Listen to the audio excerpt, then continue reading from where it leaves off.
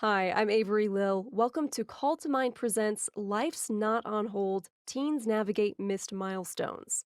I'm thrilled to be here with you wherever here is for you. It's good to join you remotely. I'm a reporter for Colorado Public Radio and host of our daily news show Colorado Matters. CPR is co producing this event with Call to Mind, American Public Media's initiative to foster new conversations about mental health. This event, Life's Not on Hold, is also supported by the PBS NewsHour Student Reporting Labs, and it's part of the Wellbeing's Youth Mental Health Project and its Wellbeing's Tour. That's a national initiative led by public media organization WETA. You are also an important part of this event. Our panel of youth mental health experts want to answer your questions about dealing with lost opportunities in the pandemic, whether you're a teen or an adult with teens in your life.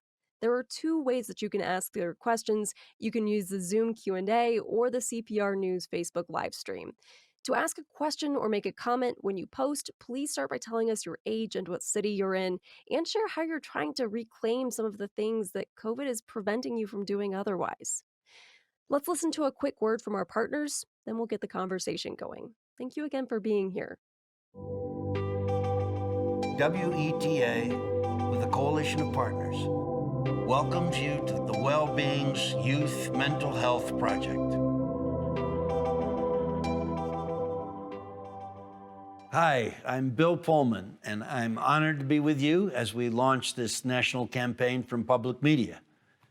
Wellbeings is a groundbreaking project at a very important point in time. Mental illness disproportionately affects our young people and the most disadvantaged populations among us.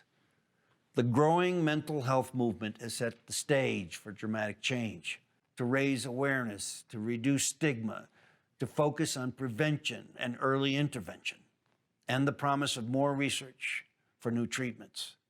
Together, we can bring mental illness and discrimination out of the shadows, and it's not a day too soon.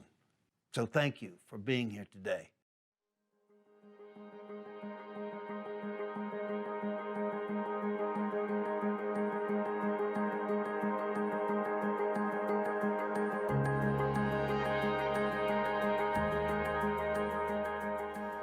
The signature documentary series in the Wellbeing's campaign is Ken Burns Presents Hiding in Plain Sight, Our Mental Health Crisis. Produced and directed by Ewers Brothers Productions and written by David Blistein, the film will explore, through lived experiences, the youth mental health crisis in our country. Currently in production, this 4-hour documentary film is slated to air on PBS stations in spring 2022.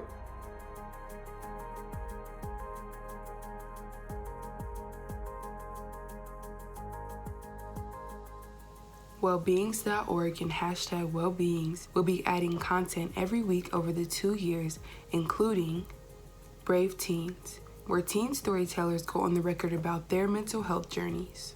And Brave High, a digital feature-length documentary where students in high school productions share their mental health stories through spoken word, music, and dance without fear, shame, or stigma. Out of the Dark, a short-form digital series that will profile lives transformed by mental health challenges, highlighting the power of difference. PBS NewsHour's Student Reporting Labs engage high school journalism students as correspondents that report on youth mental health from more than 150 high schools across 46 states.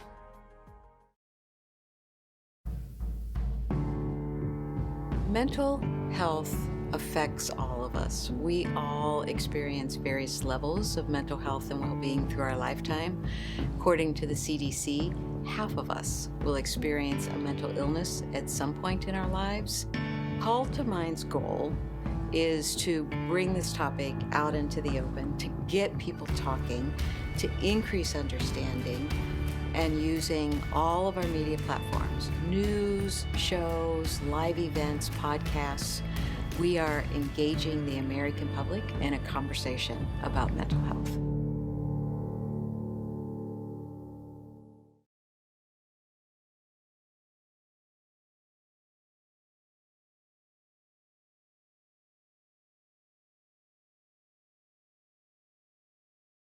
Welcome back to Call to Mind presents Life's Not on Hold. Teens Navigate Missed Milestones. We're centering teen voices and experiences and holding space for missed opportunities, particularly the milestones and events that young people are missing right now. Our first three guests are high schoolers. They'll share what they're missing and how they're coping. Then we'll hear from our panel of youth mental health experts. That panel includes a teen who is a peer leader for a suicide prevention program in his school, along with a school social worker and an author who advocates for youth mental health. We're hosting this event live via Zoom and streaming it on Facebook Live on CPR's Facebook page. If you have family or friends who can't join us right now, please let them know they can listen later. A recording of this event will air on CPR's Colorado Matters on Monday at 9 a.m. and 7 p.m. We'll also post a video of the event at cpr.org. Lots of ways to listen, and more importantly, right now, a couple of ways to participate. You can post your questions for our panel of youth mental health experts in the Zoom Q&A or on CPR's Facebook livestream. When you write your question or comment, please tell us how old you are and where you're joining us from, and share how you're trying to reclaim some of the things that COVID is preventing you from doing otherwise. Like I said, we're also recording for radio, so stay tuned for the radio introduction. Welcome to Call to Mind presents Life's Not on Hold. Teens Navigate Missed Milestones, a special Colorado Matters from CPR News and Call to Mind, American Public Media's initiative to foster new conversations about mental health. Today's show was recorded as a live virtual event, part of Well-Beings, a national public media campaign focused on youth mental health. The pandemic didn't actually stop the clock when it sent us home, especially not for teens. For teens, I don't have to tell you, this year you've missed sports, dances, internships, and so much more. And the pandemic has canceled opportunities that could affect your options for colleges and jobs after high school. Our first guest says that swimming is the closest thing she knows of to flying. So when the pandemic closed down pools, you could say it clipped her wings. Kate Jordan Little lives in Denver. She's 15 years old. Like many student athletes, she's dealing with disappointments of canceled competitions and practices and uncertainty about the future. Hi, Kate. Hi! You play a lot of sports: golf, gymnastics, cross country. Your main sport is swimming, and your goal is to swim in college. This year, you're a sophomore, so colleges will be recruiting you next year when you're a junior. Tell us about the roller coaster of getting time in the pool to practice and compete since the pandemic started. Yeah, so it has been insanely difficult to get pool time. There are only so many outdoor pools that are available right now. Our team specifically would practice at high schools, and since the high schools are closed, we can't swim. And so we were training outdoor in a 50-meter pool in Lowry Air Force Center. And then they shut it down, and so now we were training once a week at the JCC, but now with high school starting, I'm getting in the pool every day at TJ, doing some 2-a-days, some 3-days, which is awesome, and I'm really happy, so yeah. So you're finally getting some time in the pool, but there was a really long period of time, a lot of months where you were out of it or mostly out of the pool. Do you think the pandemic has affected your chances of being recruited to swim in college? Definitely. I think it has been very hard to stay in shape. I mean, you can swim in your bathtub as much as you want to, but you're really not gonna improve on your times, and you're not getting those times for those meets that you need, or you're not improving your times at all. Like, there have been no opportunities to do so. So I definitely think that in these next coming months and this next year, just training really, really hard and making sure that when I'm in the pool and when I have the opportunity to swim at a meet, that I'm going all out and I am putting everything, every last little bit into it. And like you said, until recently, you were only able to practice once a week. But other clubs, they've had almost daily practices even throughout the pandemic. How have you seen the pandemic widen equity gaps in high school sports?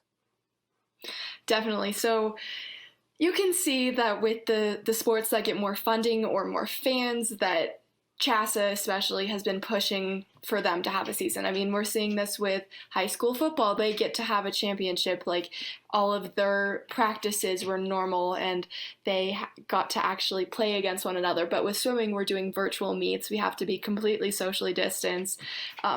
It's really challenging, and it is really unfair to say. I mean, the sports and the schools have more money or be and they're going to succeed more. The schools that can get more pool time, I mean, it's really hard, and it's been rough. And we should say that football teams, some districts have canceled those seasons altogether, and so there have been some restrictions on those. What about other students? Have you seen other students have even less opportunity that you've had to get in the pool?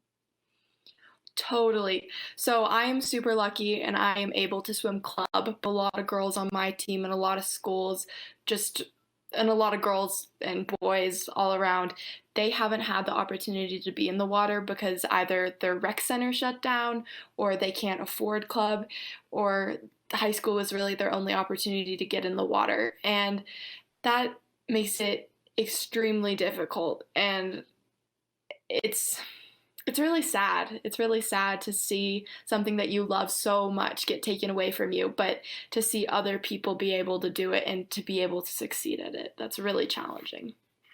So, what I'm hearing you say is there is a lot of uncertainty. How has all of this affected your mental health? I definitely think my mental health has taken a little bit of a toll. It has been a crazy year already and has been just a little bit, it's been exhausting, and like trying to keep up with your schoolwork and getting those 40 Schoology assignments in. It's very stressful, and there's a lot of anxiety. There's a lot of anxiety around, when is my next meet going to be? Am I going to be in shape? Am I going to be fast enough? Am I going to be able to go those times that I was going at the end of the season? Am I able to even swim in college? And I think that there's a lot of anxiety built around that, but I've also feel like I have, as a person, have grown, and I have learned to advocate for myself in completely different ways. And I am better with communicating with my teachers, with my parents, and with people about my mental health and my physical health, and just being like, hey, I need help with this or XYZ. And I don't know, I feel like I've learned to advocate for myself more throughout this 2020 and 2021, and just try to keep really positive. And it's been challenging. It's been really hard to keep that positive mindset, but we're taking it one day at a time and just trying to put a smile on my face every morning. Kate, we'll come back to you and share more of the concrete ways that you've been working to build up your mental health after we've met our other two teen guests. So thank you for sharing your story. Of course. Keeping up with friends has been hard enough during the pandemic without moving across the country. Nadia Rivera recently moved from Los Angeles, California to Aberdeen, Maryland, and it's one of the many pandemic curveballs that she's fielded. She graduated middle school last spring without a dance or a chance to say goodbye to her friends. Now her big 15th birthday is coming up in August. For years, she's been looking forward to celebrating her quinceañera, for her, a rite of womanhood. Hi, Nadia. Hi, how are you? Doing well, thank you. You have been thinking a lot about your Latinx identity and how that ties into having a quinceañera. Can you tell me a little bit about why you feel this is important for you, this celebration, and how you feel like it is part of defining your identity? A quinceañera is already a big symbol in the Latinx community of coming into womanhood, and for me, it means a bit more than that because I've always had struggle with my Latinx identity, with people telling me that I'm either not Latinx enough or being racist to me, so it's very confusing. So for me, this is sort of a way that I can prove myself. Tell me a little bit more about that struggle for you. When did it start, and what sorts of things have people said to you? People have said all types of things to me, but I think it really started in around sixth grade, the whole transition between elementary school and middle school. People began to know more and more about what they were talking about. And some of those things to me were dangerous in many ways. The words can hurt. Um, People would say to me, like, if you don't like spicy foods, you're not Latino enough, or if you don't praise God, you're not Latino enough, or if you don't eat this, you're not Latino enough. But at the same time, I've also had people call me racist slurs. That sounds really tough. So, tell me a little bit about the quinceañera that you've been dreaming of. What would you do? What would it look like? And tell me a little bit more about what it would mean to you. When I first learned about quinceañeras, I saw my older cousin have one when she turned 15, and that is when it all started. I think I was 5 years old, and it's always been a sort of Cinderella Disney dream to me. And as I got older, I got to be able to look more and more forward to it. I thought that it was going to be this whole big ball, essentially, like Cinderella, big dresses, a lot of decorations, shiny things, a lot of guests, a big cake, and a lot of fun. But now it's kind of hard to not be able to know if I'm going to be able to have that or not. Yes, let's talk about that a little bit because COVID-19 vaccines are rolling out, but it's really hard to know what August will look like. What are you thinking about how the pandemic may affect your quinceañera?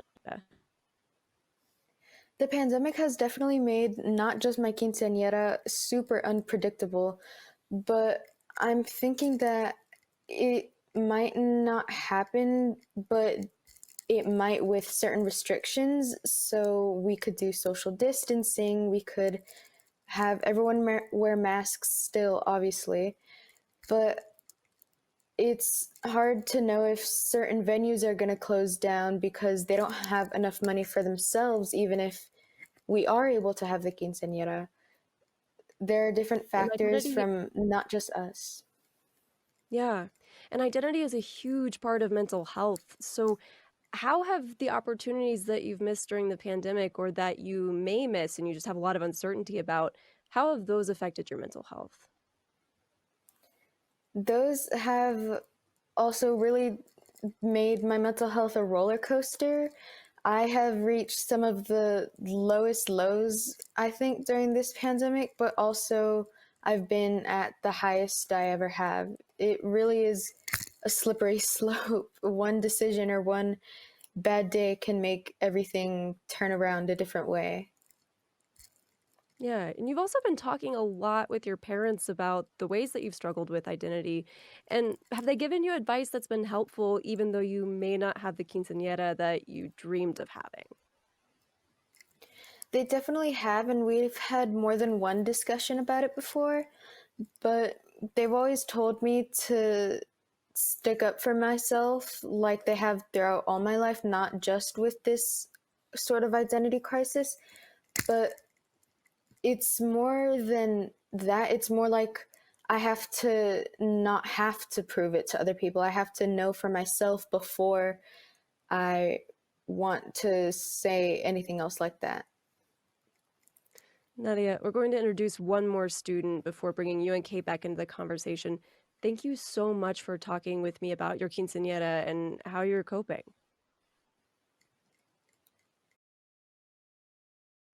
Jack Rogoff is a junior from Lakewood, Colorado. When he faced bullying in middle school, he struggled to find support. Now he's passionate about helping other teens, whether it's by making himself available to listen or connecting folks with resources. He's a peer leader for Sources of Strength in his high school. It's a program that focuses on suicide prevention and supporting teens' mental health. Hey there, Jack. Hi, how are you doing? Doing well, thanks. What a year to be a peer leader for mental health. You're Tell us a telling little bit me. about what you do as a leader for Sources of Strength. So, with Sources of Strength, we have different campaigns every month. We focus on the different parts of the wheel, and the wheel is one of the big parts of Sources of Strength. It has different colors on it that represent different categories of mental health, such as family and friends, mental health support, spirituality, just different parts of things that make us us. And so every month we gather to create a special and unique campaign that focuses on one of those different categories, and we will either do activities with people around the school, or we might do an online campaign, which is a lot of what we've been doing this year with everything being remote. um, but it's so much fun to be a part of, and it really makes me feel like I'm making a difference in other people's lives, and it's a really special thing to be a part of. And this is your third year to be in this program. Tell me about how you've seen the pandemic change the ways students can access mental health resources, because that's a big part of it too, is connecting students with those resources. It's been a very interesting change of pace. A lot of people have been really struggling during the pandemic. I know myself and my friends were no exception. We all have our bad days. We all have struggles, but the important thing is overcoming these struggles. So if it's reaching out to the Colorado Crisis Line, or for LGBTQ plus youth, they can reach out to the Trevor text or talk line. There's a lot of different ways that we can advocate for different people to help them find the best way to help themselves. And it's really important. But one of the big steps that we've taken is a lot of our campaigns have moved to virtual campaigns. So on our Instagram, we have different things we do with teachers, like two truths and a lie, and then students are able to get involved with their teachers and find out more about them. And we try to do a lot of different things that help out our school and our community. um, but the pandemic has definitely shifted things a lot, and it's been more virtual and less in-person communication. But I think we've been able to take the pandemic with a grain of salt and really do good for our community. And you're a peer leader. You're also 16 years old and you're going through all of this too. Like you said, you and your own friends are dealing with mental health. Tell me about what you're missing this year. Oh, so much. I there are so many things that I miss about going to school. I'm a huge nerd. I love school. I love learning, and I miss being in that atmosphere. Our school is actually moving back to hybrid next week, which will be exciting to be able to actually see other people, which I don't do anymore. Um, but I mean, just a few of the things I'm missing. I was also in EPC, which is event planning committee, and so we would plan all the school dances and the assemblies, and that, I mean, I miss those a lot, because even at the time when there were so many people in one area and I'd be like, wow, this is overwhelming, you never realize how much you miss that overwhelming feeling until it's gone. Another big thing that I really miss is marching band, because along with being a huge nerd, I'm also in marching band, and I absolutely love marching band. It is one of my favorite parts about being in high school. A lot of people don't take it as seriously as a lot of us take it. We compete, we do different things, and it's so much fun. And even though people don't consider it a sport, we put in a lot of work and passion to what we're doing, and it really shows through our performances, and it's a really special activity. um I mean, I don't even know how to list everything. There's so many things that all Right. of us are missing out on. Especially it being my junior year, there's so many things like junior prom. I'm Unless we do a mass ball, we're probably not going to have a prom, and that's it's devastating for a lot of people, and I'm no exception. Tell me about how all that has affected your mental health. Mental health, we don't know her. No, I'm just kidding. But I mean, I have been doing my best to keep my mental health stable. um there's been a lot of obstacles in the way, especially with not seeing anybody and doing classes online, which, especially for me and a lot of other people, is really difficult. um but you know it's hard to admit to not being okay. And that's something that we need to normalize in society. It's okay to not be okay, but we're moving towards that, but we're not fully there yet. So, um, I am right now, I'm okay. I'm doing my best. I'm very happy to be here. I'm trying to do things that I'm passionate about to help me stay happy and healthy, like playing the piano or doing virtual D&D campaigns or listening to music. It's finding the things I'm passionate in to help me be me. It is okay to not be okay. That is very good perspective. Thank you for sharing, Jack. I want to go to something that you mentioned, Jack, earlier, that this is the first time you've had social media. Before the pandemic, you didn't have any, I think you had Facebook Messenger, and now you've got the whole kit and caboodle, Instagram, Facebook, TikTok. Um, so, Jack, I want to hear about your experiences with social media. And Kate and Nadia, I also want you guys to reflect on how social media has been a part of dealing with the mental health side of this pandemic. So, Jack, why don't you go first? Oh man, social media. It's such a controversial topic in media today because you have documentaries like The Social Network, or I'm sorry, not The Social Network, The Social Dilemma, that are showing the negative sides of social media and all the harm it's doing to society. But my experience with social media has been completely different to that.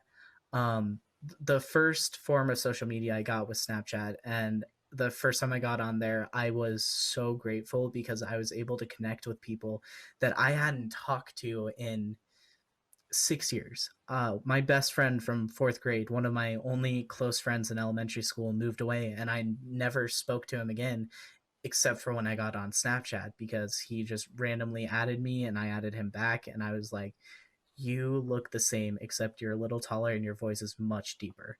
And it was a amazing experience because I could just text people on Messenger, but now I had this whole opportunity to talk to people that I didn't even see at school. With Instagram, I think it's amazing to see what other people's lives are like right now. Mine's really boring. You know, if I post on Instagram, it's usually like, hey, look at this new tapestry I got. It's super cool. While other people are out in the Grand Canyon going on hikes, you know, and it's so much fun to see other people and what they're doing.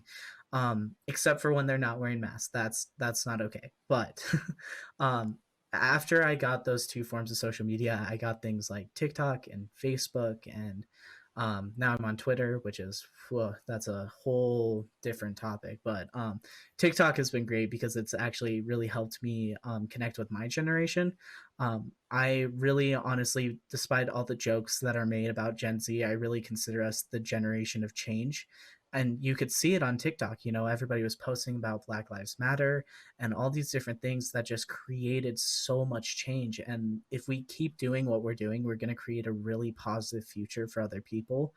And you know, it's also really fun to just see like a cute dog video. You know, it's there's this whole shift in different videos you can see, and it's so much fun.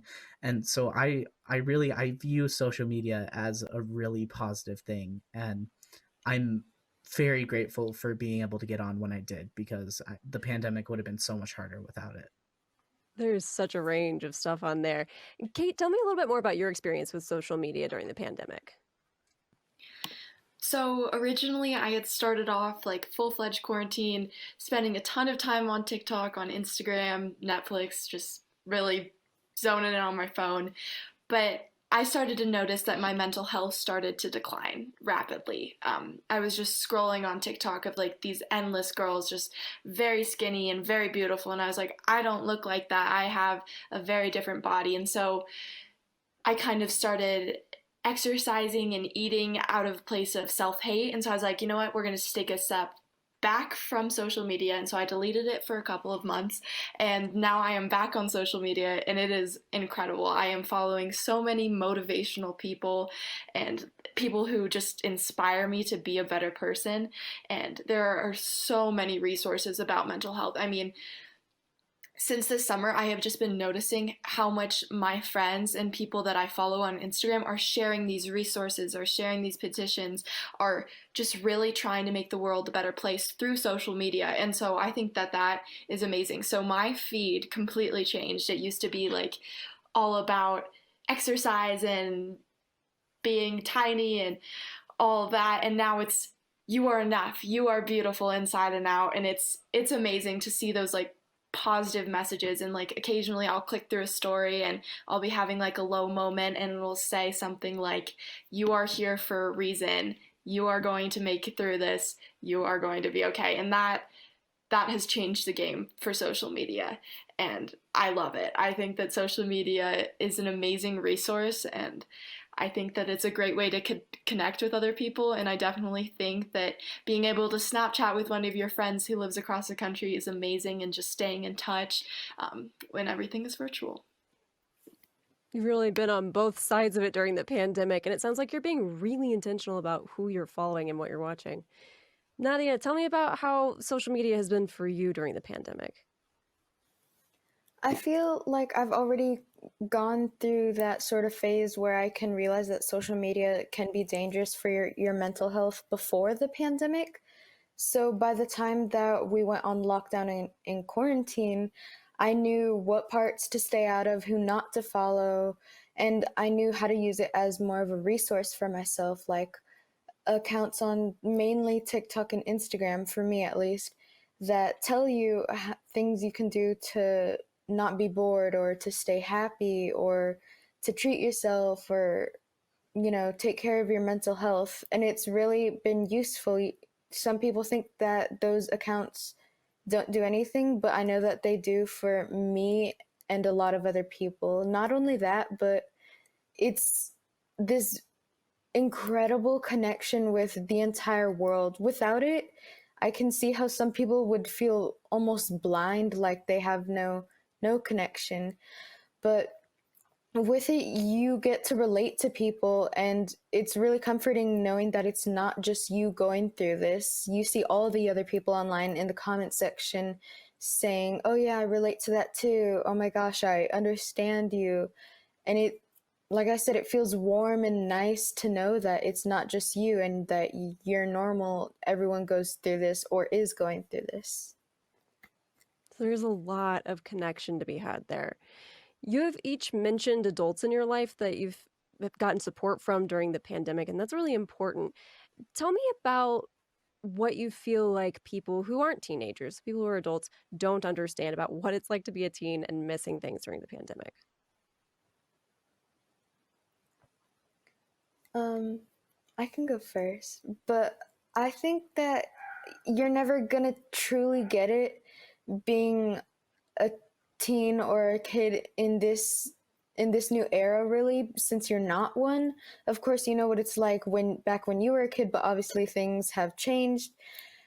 There's a whole new aspect of accepting yourself, but also a new way of, like, for example, cyberbullying. That's a whole new thing. Sure, it was in like maybe the early 2000s when social medias and new phones were just being released, but now it's increased by so much because people are experts with technology so much more, so it can be dangerous, really. And not everyone gets that, to know how to protect themselves and know that maybe that's another reason why they don't want to go to school or things like that. Also, with the social media, parents might think that that is the problem, and for some kids it can be, but even if they do, I don't think they know yet the right way to handle that or help their kids with that. Kate, what about for you? What do you wish adults understood more about teens going through the pandemic? I think that there are so many internal and external pressures that we are facing right now. I mean, you have 40 Schoology assignments every day, and you're trying to stay on top of your homework and trying to stay healthy and like still trying to have that human connection with other people. And I don't think that adults really comprehend how hard it is to be on your computer from 8 in the morning till 3 p.m. I mean, that's so much time on your computer. It's hard when your Wi-Fi goes out. I mean, there's so many external things that are happening right now that we can't control. And so I think they're like, "Oh, it's online. It should be easy. Like, you have everything at the tip of your finger." But then again, everything is at the tip of your finger, and so the expectations have not changed, yet the expectations have kind of increased. Like for my school, we are still doing the same amount of work that we would be doing if we were in person. And I don't know, it's just really hard. And I think that there are a lot of pressures, like with getting into college and getting straight A's and, being at the top of your game all day, every day, and just being like this perfect kid. And that is just, it's it's an unattainable goal kind of right now, and I think that a lot of kids are suffering with this unattainable goal, and it's been really hard. I mean, kids are maybe have to they might have a job right now, or they're doing a bunch of extracurriculars online, or they're having to take care of their younger siblings. I mean, it's really hard. And so I think that adults need to give us a little grace and maybe just say, thank you, you are doing this, you are strong, you can keep on doing this, but just be a little bit more understanding for sure, because this is not like school was for my parents at all. And it's definitely challenging having to adapt to school and sports and really everything in a virtual setting right now. Right, the whole world is different. What about professional mental health care? Have you sought out therapy or maybe even a school counselor, or what barriers have you found if those are things that you haven't been able to access? Jack, why don't you go first? Um, I personally, I've been able to find ways of coping. I haven't done therapy or talked to a counselor as much as I probably should have. But I have reached out to different lines, like the Safe to Tell line, where you can talk to a person and talk about your problems and they can just support you with whatever's going on. And I think that's a really awesome thing. I think it's great that we have that way to support other people now. Like I was saying, a very big organization that I commend every day. They are one of the best organizations I've ever heard of. Is the Trevor Project. They're so incredible for what they're doing for the LGBTQ plus youth, and I know for a lot of people that can be a controversial topic, and for me it's just we're all people and everybody deserves the chance to be helped. And so it's very important to me to spread the word that every person's life is worthy of being alive, and no matter who you are or what background you come from, you matter. And so them having that influence on that group of youth people is just phenomenal, because an interesting statistic I know from them and from sources of strength is that um, LGBTQ plus youth are more likely to have suicidal thoughts or actions just because of who they are. And I think that's awful. You shouldn't be ashamed to be who you are. And I think organizations like the Trevor Project are really helping to eliminate that fear. Um, so personally, I haven't reached out to as many people as I probably should have, but there are a lot of great resources out there that if I really felt the need to, I could. Jack, thank you for sharing those resources. Kate, have you reached out to a professional counselor or your school counselor? Yeah, so I actually have an amazing connection with my high school counselor, and she is the most amazing supportive person on the entire planet. And we'll meet occasionally, and I'll just kind of rant to her about everything that's been going on. And I mean, our TJ mental health staff is incredible. I mean, we have someone for everything. And like our teachers make it well known, like if you're really struggling, go email them. Or if you just need a little bit of advice, go email them and set up a Google Meet. But I definitely have a very strong support system, and I have my parents and my older sister, and I mean, they're my best friends, and I can tell them everything, and they get it. They get that this is really challenging and this is really hard. And I have reached out to a professional, and this was before COVID even started. So it's been challenging to meet with her in a virtual setting and kind of change how everything is going. But I do, and it is. I think that seeking out and talking to someone is probably the most valuable resource ever. And it is just, it's a great way, it's a great coping mechanism to just talk to somebody about what's going on in your life. Yeah, that's big. Thank you for sharing it. Nadia, tell me about your support system and if you've sought out professional care. I have been to a therapist before, and it's really helped me a lot. But in terms of like being able to open up and things like that, I think that, there's still some work to be done there. As of guidance counselors from schools, personally, I never thought of them as reliable because I always thought that they were just kind of there to say that they were there. I never found them as useful for me, but that's just my personal opinion. That's just me. I know that they do work for some other kids, and more than that, in a virtual setting, I don't really know how to contact one. They haven't really talked about that at my school, how to contact a guidance counselor, how to set up a meeting with them or anything like that. So I think that that also has a lot to do with it. Maybe more kids would be coming in to schedule meetings if they knew how. Yeah, that can be a tough relationship to build if you don't feel like you have the access. Well, I want to thank you each so much for sharing today. I really enjoyed our conversation. Thank you. Thank you. It's been an amazing opportunity. It really has. Jack, you'll be sticking with us, and we'll bring in a couple of other guests for our panel of youth mental health experts, Nadia and Kate. I'm so glad you were here. Thank you for having me. Thank you. Now we want your questions for our expert panelists about teen mental health in the pandemic. You can post those questions in the Zoom Q&A or on Colorado Public Radio's Facebook live stream. When you write your question or your comment, start by telling us your age and where you're joining us from, and share how you're trying to reclaim things that are otherwise not happening because of the pandemic. Now let me bring back Jack Rogoff. He's a high school senior, or rather a high school junior, and a mental health peer leader from Lakewood, Colorado. And welcome Felice Frazier and Rosalind Weissman. Felice Frazier is a therapist and school social worker at Independence Academy in Thornton, Colorado. She's also the president of Colorado's chapter of the Association of Black Social Workers. Hi, Felice.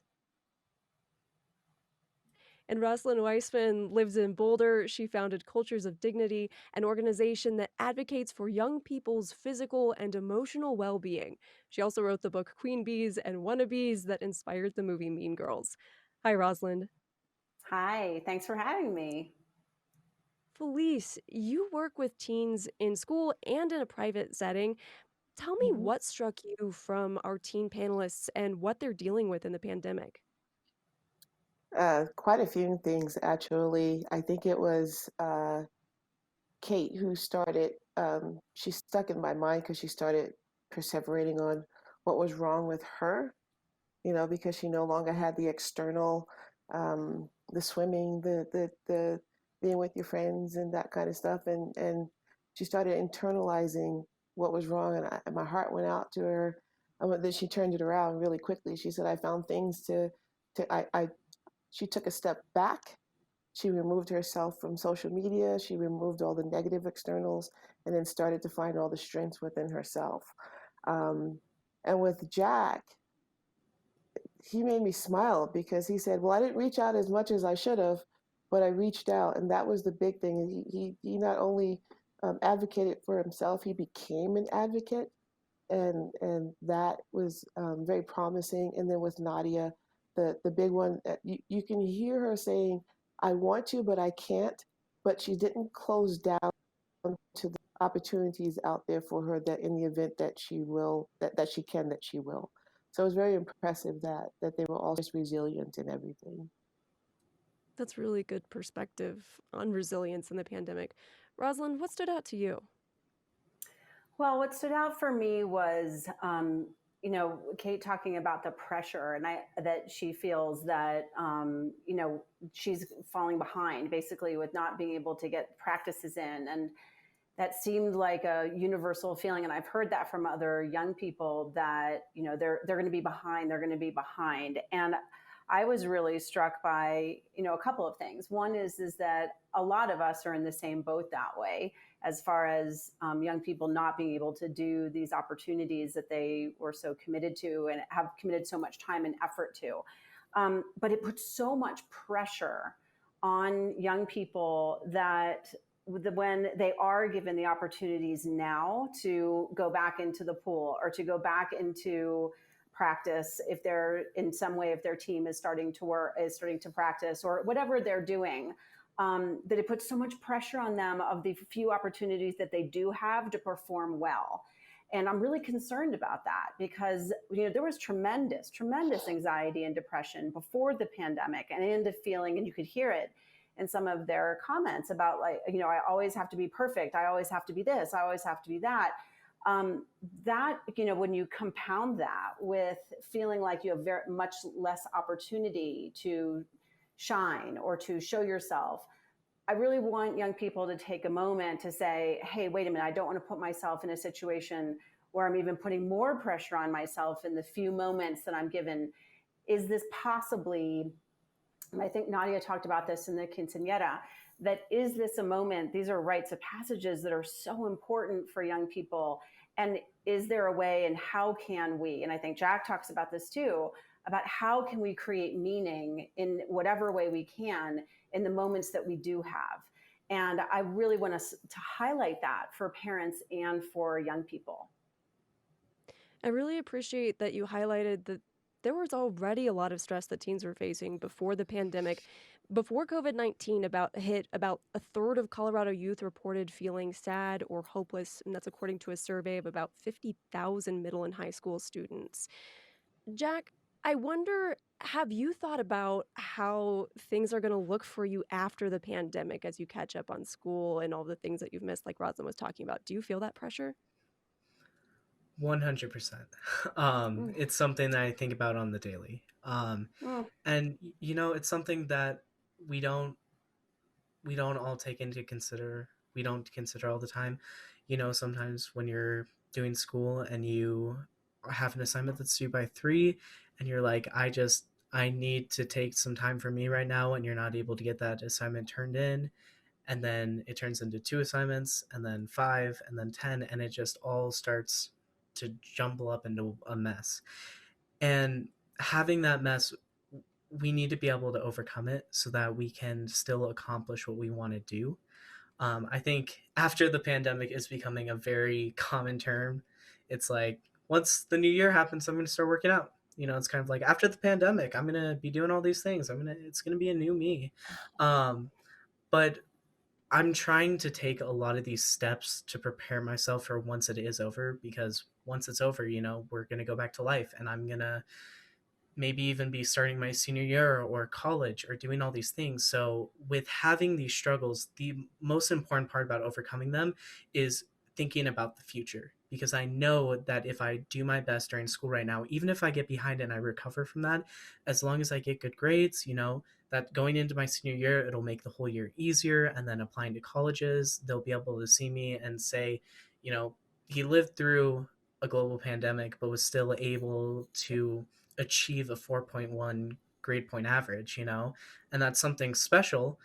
But you can also see that, like, my freshman year, I had straight A's the entire time, and I was super proud of it. But once the pandemic hit, you can see that there was just this shift, and this happened for so many students. This shift of into online learning, how difficult it was for us, and it's just, we need to keep looking to the future, because when we look to the future, we can see what we need to do to be able to be successful. And Kate talked about that Can I? too, just how hard it was to shift to online learning. And I actually want to bring in a question from an audience member because this is something a lot of people are thinking about. On Zoom, a 16-year-old from Thornton, Colorado asked, I've been trying multiple methods to stay motivated during online school, but I always double back to not being able to pay attention. Any suggestions? And Rosalind, I see you nodding. Do you want to take that question? Well, no, I think actually, didn't you want to say something? I think I'll defer to you I, because I have a feeling you I, wanted to say something. I actually did it. It's twofold, and it goes right into this question. The first thing is, you guys are on school 8 hours a day, and I'm right there with you. And then when 3:30 hits, I get a drink and I pop back on so I can see my kids until 10 o'clock at night. And then I get another drink, and then I do my own schoolwork. So I understand the pressure, or what it feels like is pressure, to be perfect and completed. How do you stay motivated? I was asking myself that question this morning. And what I found was, if I can compartmentalize what I need to do, and how I need to do it. If I can give myself, create a platform for yourself. If I feel myself starting to fade off, I hum a tune. I get up and walk around. I'll do a wall sit. I will do push-ups. I will bring something to bring myself back into focus and then get back into what it is that I'm doing. And what I wanted to add was, I was listening to Jack, and he was saying, you know, we were looking at the future and the future and the future. And what popped into my mind was, it was Denzel Washington that said, a dream without goals is nothing but a dream. And so the quinceañeras, the proms, all of the rites of passages that you had, you can create those, make those your goal. If that is your biggest dream, then scaffold that ladder and climb on every rung on that ladder to create that dream. I did not go to prom, and I graduated 150 years ago, right? I did not go to prom. And for years I kept saying, gee, I'm a nerd. I didn't go to prom. I didn't go to prom. I didn't go to prom, right? And I got stuck in that box of all the things I didn't do or couldn't do back then. And what I did was I kicked my box wide open, and my prom is every year on my birthday. And so I created my new prom. And so when my birthday comes, I get dressed up. I am the queen of the world for that day. That is my new prom. Don't get stuck in right now that you can't see your tomorrow, right? Find your dream, create your goals to meet that dream, and your tomorrow becomes today. I love the way that you vision cast that and also talk about making meaning. And I want to go back to that in just a moment. I also want to make sure that we answer our question about how to stay motivated. And I love the concrete things that you do, Felice, to stay motivated and just stay in your body and in the present. Rosalind, did you also have any suggestions?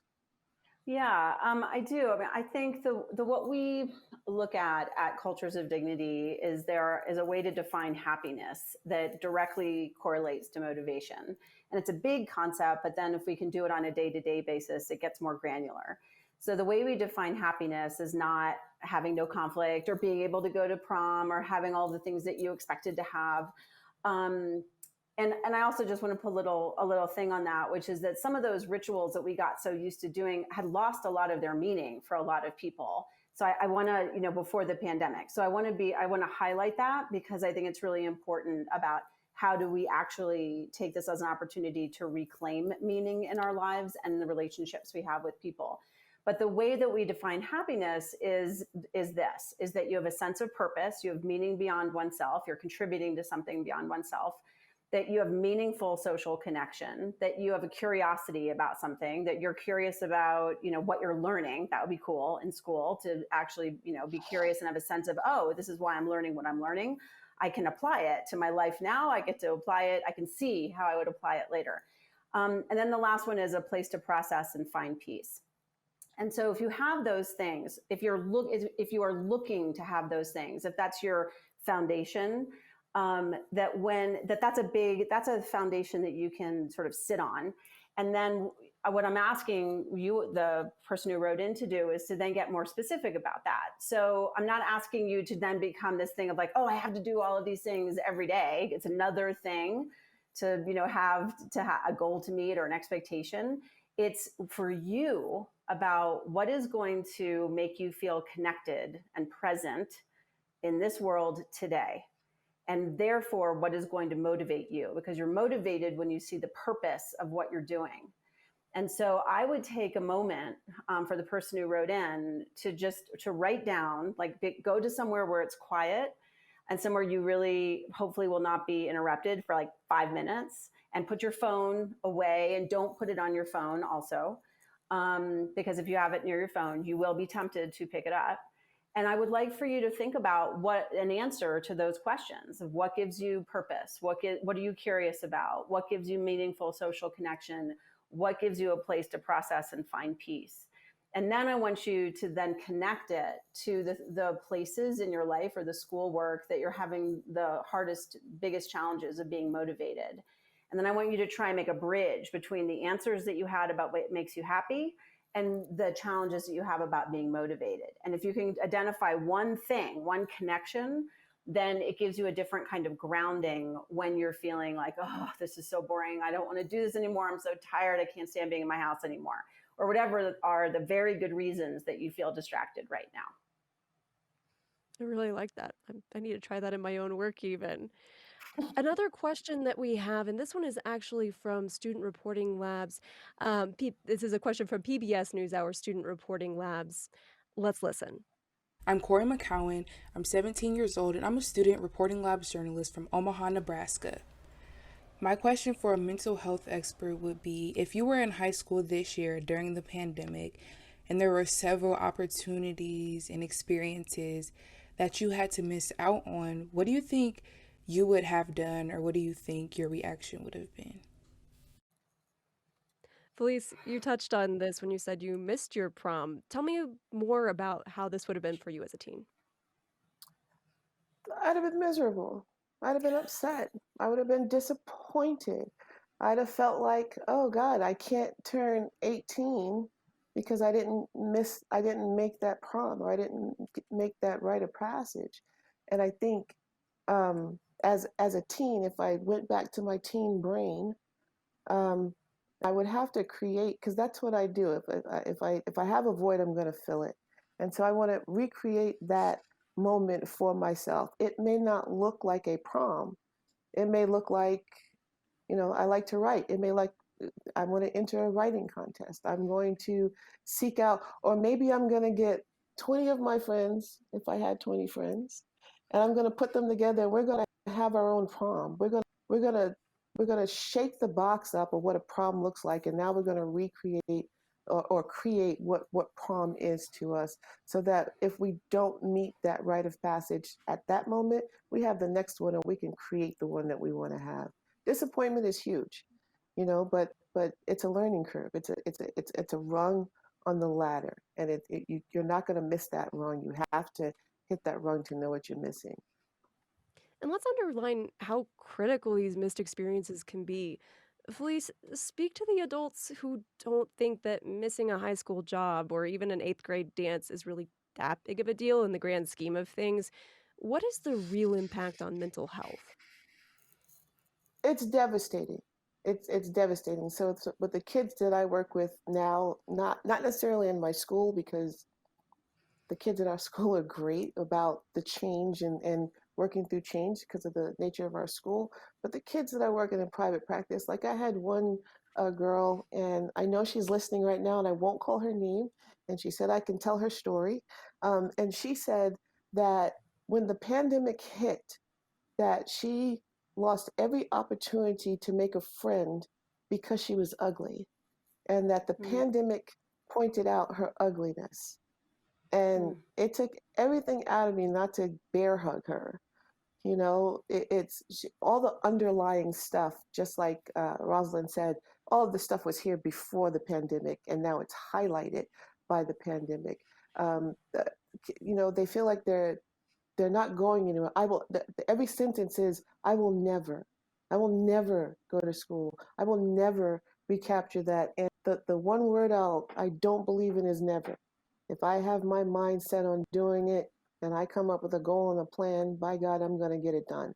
It may not look the way it's like reading a book and watching a movie, right? When you read the book, you have this picture and this in your mind, and then you watch the movie and you go, that's not what I thought it was, right? It doesn't mean it wasn't a good movie. It just wasn't the way you envisioned it. And if you allowed yourself to be flexible, to accept what you had in your mind compared to what you have in reality, and just enjoy it and have pure gratitude for it, it removes all the negativity that comes with it. Yeah. And to Felice's student who is listening, thank you for sharing your story with us. Jack, we are all going through this pandemic for the first time. That means adults and teens are muddling through this and learning as we go. How has it been for you to watch parents and teachers and adults that you look up to navigate something that's this hard and unexpected? Before I talk about that, I just want to say that story is it really struck a chord with me, because I've never been a very confident person, especially with being such heavily bullied in middle and elementary school, I've never been a very confident person, and I really understand that feeling of looking at yourself in the mirror and just seeing things that you want to change. And it's really hard to put into words, but I really understand that feeling, especially, I'm not the picture perfect person. I don't have like abs or anything like that. I'm me, and I'm okay with that. But some other people aren't okay with that. And I think it's really important that we all need to realize that it is so special to be able to be you. Nobody else is you. And you need to be so prideful and happy that you are you. And to that person watching, I understand. I'm going through what you're going through, and you will always have somebody to talk to and always be proud to be you, because nobody else gets to be. And that is such a special thing. I'm sorry. That really struck a chord with Thank me, you and I for really that. understand. Thank you, Jack. Jack, thank you for that. For that. Yeah. With the pandemic, we can see the aspect that it's having on people my age and high schoolers and college students and all these people missing out on milestones. But it's also happening to all our mentors. I can look at one of my biggest mentors and see that he is doing everything to make sure that we're doing okay. But sometimes you have to sacrifice your own mental health for somebody else's. And that's a really big struggle that other people go through. And I very much value that perspective of being able to help others, but you need to be able to help yourself. And so, to any adult or teacher that's watching, just know that you being a strong leader does not mean that you cannot also get help. Everybody needs to be able to get help, and we need to realize that nobody is perfect. And I will stand by that until the day I die. Nobody is perfect, and we can all use help. Anybody who's going through this knows how hard it is, and I want everybody to know that whether you're a student or a mentor or an adult, you have things you can do to make you happy and to help you get through this. And I think that's really special, and it's something we all need to take to heart. um, it's a difficult time, and I want to be able to help as many people as possible. And I wish that more adults would realize that they can even reach out to kids. We may not be old enough and have the experience that some adults have, but we know a lot. Our generation deals with so many things that others haven't. And so even if it's just asking a question about how to get on a Zoom call, or being like, hey, I'm struggling, do you want to talk? Or, let's get a coffee with masks on 6 feet apart. Let's just do something. It's really important to take those steps to realize that it's not just a certain group of people. Everybody is experiencing this. Jack, thank you for sharing that encouragement. We have a lot of parents and educators on the call, and one of the questions that we've gotten a lot, especially in the registration, is how to balance both being supportive and also wanting to encourage them. And one of the parents in Seattle, she wrote, "How do I balance being supportive and my parents' ego and wanting to encourage them by kicking their butt?" Rosalind, how are you? What's your advice? Oh, I know nothing about this as a parent myself. Nope, nothing at all. Yeah. So, what Jack said about teachers and adults needing support is true, and it's also complicated. It's complex. I think one of the things, because this speaks to sort of your question about parents and motivating or keeping their children, holding them accountable for doing things and keeping up and all that kind of stuff. And at the same time, recognizing that adults are humans too, and that we've got a lot of pressure for various reasons in various ways on us. I think for parents, one of the things that I would focus on is that this is not, and I would not say this to your child, this is not we're not going to have a redo year. This is not like a wasted year. I don't think that's helpful to say to young people, because once you say that, or if that's what you're coming across, and then you're trying to get them to motivate, well, why? Why would they be motivated if this is a waste of a year? The second thing is to, not say like, sort of blanket statements like, you'll get over it, you're strong enough, all those kinds of things. We do need to acknowledge for children, like, yeah, this is really hard. And what I would do, sort of piggybacking off of Jack's comments about how do we help each other, and adults or people too, is we need to get emotionally granular about our feelings. When we say I'm so stressed or I'm so overwhelmed, I would say for parents and for children that we need to say, well, what does that really look like? And we can sit at the dining room table and write down exactly individually what that looks like for us, and then we can share it. And that's an appropriate kind of sharing of like, here's where I'm coming from, here's what I'm experiencing, here's what you're experiencing. And then from there, I think the other thing is, well, if we're holding our kid accountable, I think we go back to this thing of, if we create structure and routine, which everybody's been talking about with this pandemic, well, how do we do it? We can tie it back to the happiness definition that I gave earlier of purpose and a sense of peace, which should bookend your days in the very beginning and the very end. There should be no screen time an hour before everybody goes to bed. And in the middle of the day, we've got some things of like obligations of we have to be online right now, but that's exhausting. And so how do we create routine? So I think if you want to hold your child accountable, you start with like the principle of like, why are we doing this? And how are these principles going to guide our actions? And how are they going to guide our thinking? And then we create routine that is connected to those principles, like the principle of happiness I talked about. And if your kid is just, let me say it this way, because there's so much to answer. So I'm like having to choose. There's always a good, meaning understandable reason why young people do the things that they do. It might seem bizarre to you. It might seem crazy to you. It might seem incredibly irritating to you. But if you can understand what that reason is, then and only then will you be able to figure out how to address it appropriately. So the last thing I want to say about this, even though it's such a big, there's so many ways to answer it, is this. Jack spoke to it too. When I first started doing this, online teaching in August, and we saw and had rules in the schools about people having their cameras on, we had this thing where, the rules across the country were about like, let's give it a choice for kids about, because of equity issues, about not having the camera on.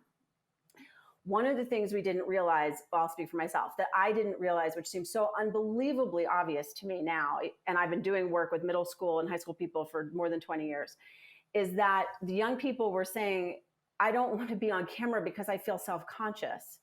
And because people might say things maybe in the chat that took us a little while to figure out, or maybe they'll do it in their own group chats, but I feel self-conscious. I feel ugly today. I feel this today. I feel that today. I don't want to be on camera. And we didn't actually, adults, I think, again, speaking for myself, it took me a little while to actually talk to young people to understand. This is why we have to talk to them. They are the subject matter experts of this experience. We must listen to them as the experts that they are of being on the receiving end of this education, of this virtual education.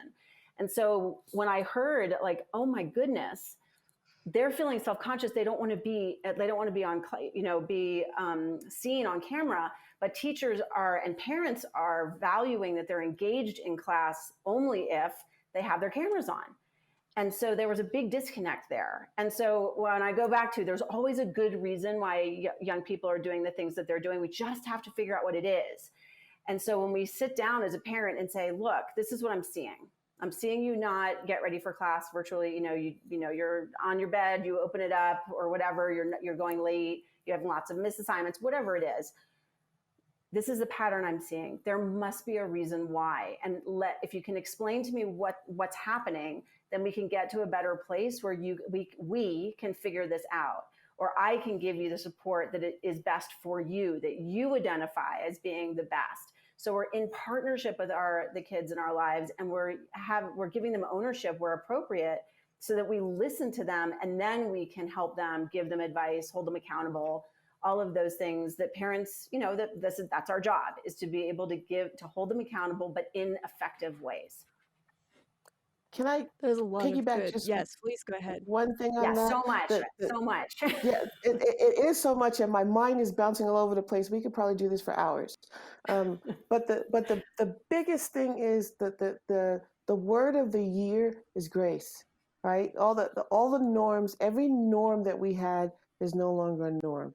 Every routine that we had is no longer a routine. So the thing that bothered you about your kid, or they don't brush their hair right, or they're not sitting up straight, or they're not writing the grace, offer grace. Because when you come from a place of grace, that conversation can start. You can look at your kid not in anger or not upset, but you can say, you look like you're struggling, and I'm struggling watching you struggle. What can we do to fix this for you so that you feel more comfortable? Start from a place of grace. That, that is the word. Is it okay if I I love also bringing it back to piggyback this real place of quick? grace and communication. Jack, go ahead. Sorry, I didn't mean to cut you off. No, no worries at all. I just, hearing this, it's a great perspective, and being a person who's going through this right now and hearing other people's perspective, it's amazing, and I love sharing my perspective because it's pure and it's honest. This is something I'm dealing with every day, and I think one of the big things that older generations, and I really hope everybody can hear this, not just people that are viewing right now, but just this needs to be said. I think older generations need to stop making decisions for younger generations. I understand you have more years, more experience than us, but we know what's best for us. We're getting to a point in our lives where we know how to make responsible decisions. And we need to have that opportunity to say, hey, I don't think that's right. With moving back to hybrid, a lot of schools are doing that. And I think it's a wonderful thing to be back in the classroom setting. But that wasn't decided by students. There was an email sent to parents about, like, hey, we're thinking about doing this. What's your guys' opinion? And there's all these political leaders and all these people that are trying to make the decisions for us. But they aren't affected by the decisions they're making. We're affected by the decisions they're making, and they need to be like, hey, instead of asking our parents, I know there's logistics with getting to school and whatnot, but they need to be like, how do you feel? What do you want to do? This is going to affect you and your life, and we need to hear your perspective. And if I'm like, I would love to be in a classroom, but I don't want to be with a person who just went to a party with 300 people and no masks were worn, and I have to be placed in the same room as them as a person who always wears my mask and is so safe about COVID, I don't think that that's a fair situation. And although I feel like we're doing a great job of hearing students' voices, we need to stop making decisions for these kids. They have the right to an education and to do what they feel is best, and we need to hear their voices. Thanks for sharing that, Jack. We're going to take another question, this one from Zoom. Veronica in Castle Rock says, I have competed in Geography B ever since I was 10 years old, and I've gotten pretty far. This was my last year to compete, and I was confident I was going to win. When I found out it was canceled, I was devastated. Months later, I'm still having issues getting over the disappointment. Any ideas? Jack, I'd love for you to take this one since I know that you've also had a lot of activities that you've missed this year. How have you gotten over disappointment? I haven't. Um, no, I'm just kidding. But Oh, it takes a while. It's not something you can just be like, well, that's not happening. I can move on with my life and procrastinate on chemistry and just sit here on my bed. Just wonder how everything is going. No, you have to take action. Just like with mental health and taking care of yourself, you have to take action. And disappointment is such a big struggle. I've ever since I was a freshman, I've been a part of a lot of different activities. And this sounds like a brag. I'm not trying to brag. I'm just trying to say what I'm a part of. But I've been a part of things like ALST. I've been a part of things like EBC, NHS. I've been a part of all these different organizations and clubs. And I've thought about starting clubs. Like I've thought about starting a club called the Breakfast Club, where we get together on Thursday mornings and eat breakfast and watch our favorite 80s movies. It's a great idea. But we can't do that right now because there's a lot of things that we just can't do. I couldn't have a sophomore swim season because we got in the water for a week, and then they were like, hey, we're gonna go home for 2 weeks, and then 2 weeks turned into where we are now. For marching band, we weren't able to have a competitive season, which was extremely disappointing, and we lost a lot of people due to that. And it's just all of these events that are so important to us are being taken away, and that extremely affects our mental health because if marching band is one of the things that's keeping me alive and then I don't have that aspect of my life, what's keeping me motivated? And I know that that can be a really big struggle for a lot of people. And my biggest piece of advice, being a person who's going through that right now, is find other things that make you happy. And I know it is so hard to have those things taken away from you, but you need to find something that can either distract you or find new interests. I love playing the piano, clarinet. I play a lot of instruments. It's so much fun. Music, it's such a great escape. I love jazz music. It's my favorite type of music. Jazz is a great metaphor for life because it's long and complicated, and then all of a sudden it ends and you're like, oh, that's it. And it's, it's just things like that that bring you happiness. And one of the things that makes me happy is seeing other people happy. When I can make somebody laugh or put a smile on their face or impact their life in a positive way, that brings my brain so much serotonin, just knowing that I was able to help them. And so finding these other passions that we have help us discover ourselves and discover what can help us get through this time. I want to bring in another concern that I think is also related to lingering negative feelings, but we have a few school counselors in this event who noted in their registration that they're seeing students turning to substances like drugs and alcohol or risky behaviors. Um, Felice, how do you counsel students who come to you with that's the way that they're coping? Um, True social worker to the word, meet the kid where they are, right? No judgment whatsoever. If that's where you are, that's where we're going to start. But then offer alternatives, right? Because I go back to Rosalind's again. All of this was here before the pandemic. Everything that we have was here, and the negative or poor coping mechanisms were there before the pandemic. So now we have an opportunity to offer so many alternatives because we're not stuck in the rituals or things that we had before. So get creative, right? Get creative with, or before you even get creative, get to the root of why. Why are you doing this, right? And if I can get to the root of why, then I can find a new how and what to replace the drug and the alcohol, right? So before you got overwhelmed and you shut down, or before you went down that rabbit hole, what were you doing that brought you joy? Where is your joy, right? It goes back to the happiness. What identify, we call it safety planning, I call it life planning, right? Give me the 5 things where you went to that when you were feeling down and out, that made you smile, right? Mine is listening to babies laugh. I can listen to babies laugh all day long, right? So if I'm having a moment, I don't care where it is, I have my phone, I got a baby giggling in my ear somewhere, right? It can be something as simple as that. It could be something as simple as the sun on my shoulders feel really great. Okay, put that, whatever it is, down, and let's go outside and close our eyes and just feel the sun, right? It doesn't have to be anything magnanimous. It could be something as simple as sniffing, the grass after the rain, even though it doesn't rain yet. Just, find something to replace what it is that you're numbing yourself with, because at that moment that you're numbing, you have nothing, and you want to maintain that nothing because you don't feel like, and just like Jack said, they don't know how. So if we teach them how, that why becomes the forefront, and then we can change again the what and everything else that comes with it. It works. It really does. You have brought us into this beautiful space to talk about concrete solutions. I love the way that you talk about just getting into our bodies as a way of dealing with those negative emotions. So before we end, I want for each of you to talk about some concrete solutions. Felice, what can a teen who is struggling with mental health because of the pandemic, what's one thing that they can do about it? Talk, talk, talk, talk, talk, talk, talk to a brick wall, talk to your dog, talk to the lamp, talk back to the TV, talk to a stranger. Because, and the way I tell the kids is if you keep something inside, like you feel really sick, and, my kids are going to go, oh, and they're texting me now going, don't say it, but I'm going to say it. When you feel like you want to vomit, right?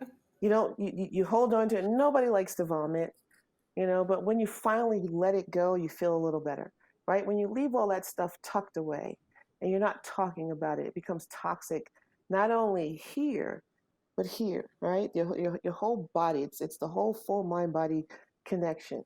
Talk, and if you can't find somebody close to you to talk to, get online. I know that I pop into random rooms. They were talking about social media before. I will pop into random rooms where I know their kids and go, hey, who wants to talk? I'm all ears. And I've been doing that for years, and it's gotten to the point now where it's almost like like Lucy from the Peanuts. I set up my little box online and I go, I don't care where in the country you are, where in the world you are, if you need somebody to talk to, I'm all ears or all eyes for right now. Talk, get it out your system. And if you can't find somebody, keep just keep talking until you find that connection that makes it right for you. It makes a world of difference. I love that. Rosalind, what is something specific that parents and educators can do right now to support teens? And those might be two different things. Oh, well, wait, I was going to answer the first question. I was going to, All right, I you want can to answer admit three things. something. I want to admit this. I'm going to take it and I'm going to admit something that I've been doing that is sort of like, well, I would have been embarrassed. And now, see, I'm going to try not to be embarrassed. And it's, so my answer that I wanted to share is that since the pandemic, I have been learning how to dance. And I'm really bad at it, like really bad at it. And when I first started, I was so self-conscious, but I really needed something to do with my body, especially if I'm teaching all day long, or if I'm a student, like I'm on this, right, all the time, just like everybody else.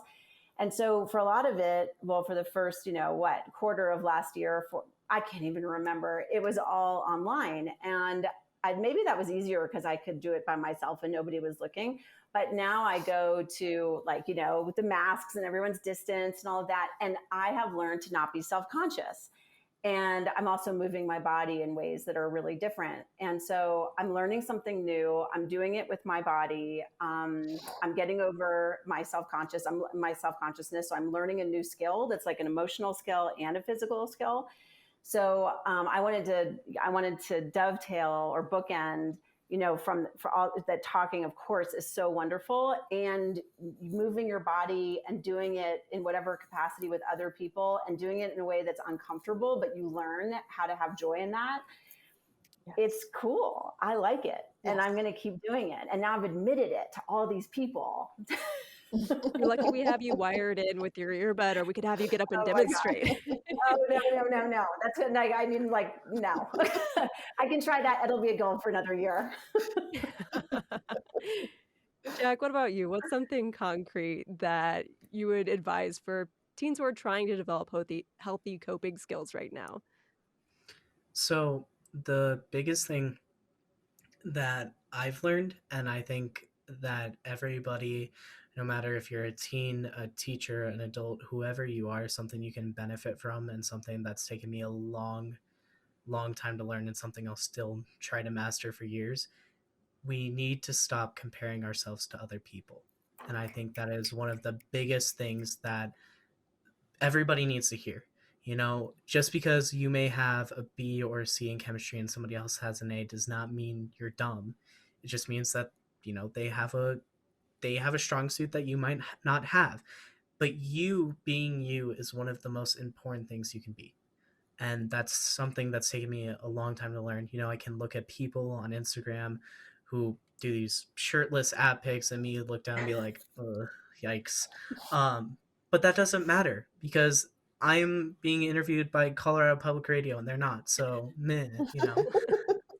It's something. We all have our special characteristics that make us us, and we need to be proud of that. And it's something that I think my generation is starting to really grasp and take hold of, and it's something that we need to continue to work on. Nobody else gets to be you. You are the only person on this planet that can say, for instance, myself, I'm the only one that can say my name is Jack Rogoff. I'm from Lakewood, Colorado.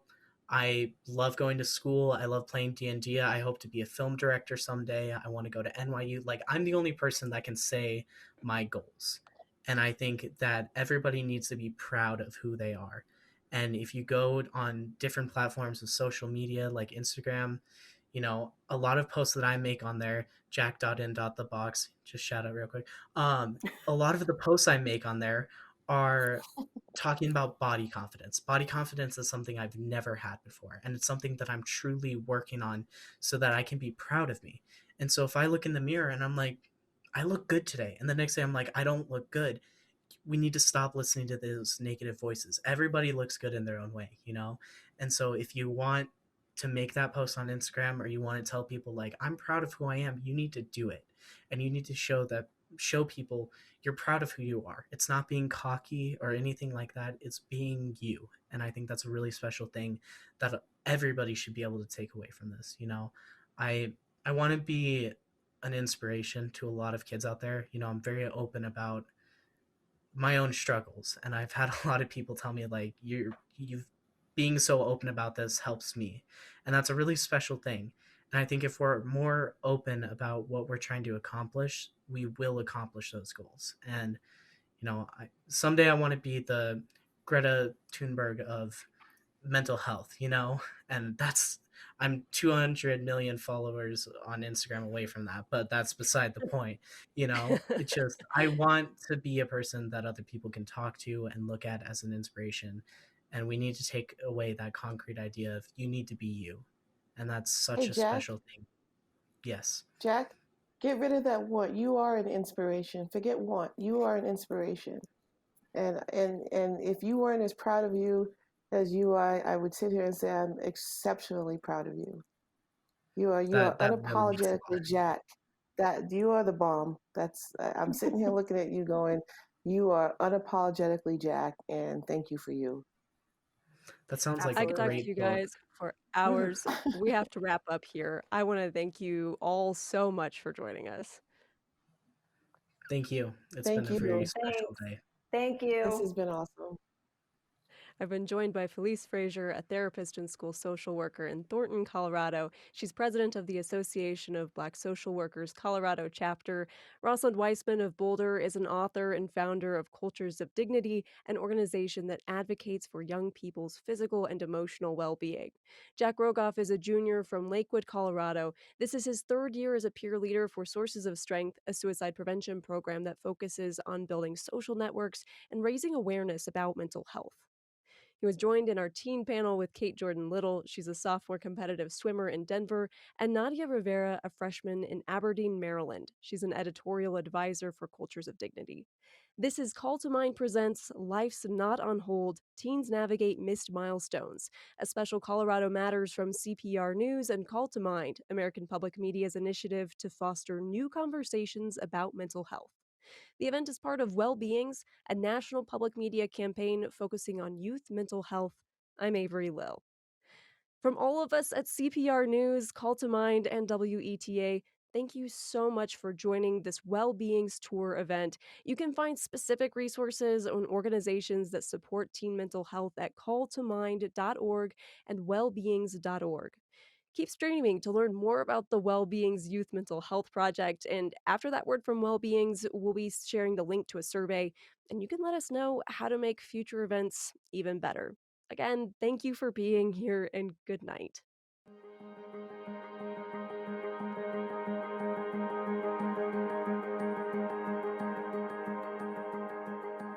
The We Are Wellbeings story wall is a central part of the wellbeings.org website, social media platform, and the Wellbeings National Tour.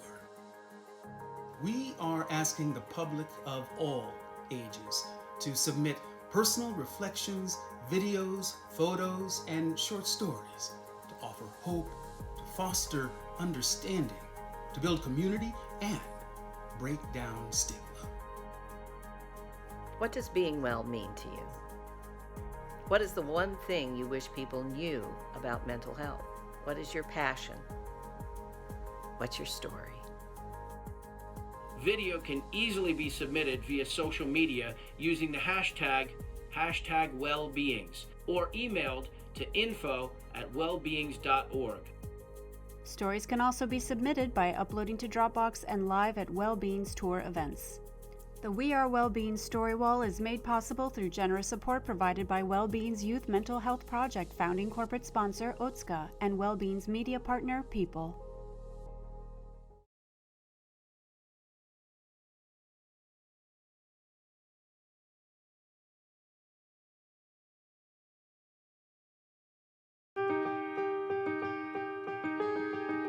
It's time to change the conversation about mental health. When you know something is wrong. When you feel alone. When you can't explain what hurts. When every day is a struggle. When you can't ask for help. When your friend or family member seems fine on the outside, but hurts on the inside. Sometimes I feel as though I'm the only one that feels. But I know that's not true. We can change. We can change. We can change.